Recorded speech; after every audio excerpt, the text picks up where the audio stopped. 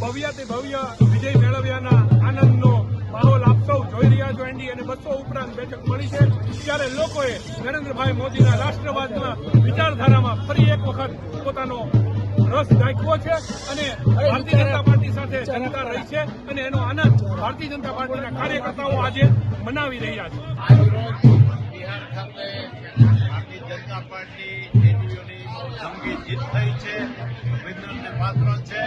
જીતનું કારણ માત્ર મોદી સાહેબના વિકાસલક્ષી કામ અને દેશમાં જે પ્રગતિ થઈ રહી છે એના મત બિહારી લોકોએ આપેલા છે. એને ધન્યવાદ અને પ્રશંસનીય કામ છે.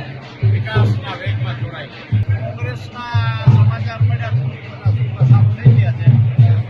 બિહારમાં પણ ભાજપા કે છઠ્ઠા નંબર આવ્યો છે તો આમ જોઈએ તો કોંગ્રેસ સાફ કરી નાખ્યું જનતાએ અને કોંગ્રેસે એવો સમજવાનું. ગુજરાતમાં ચૂંટણી આવી રહી છે અને ભાજપનો ભવ્ય વિજય થઈ રહ્યો છે.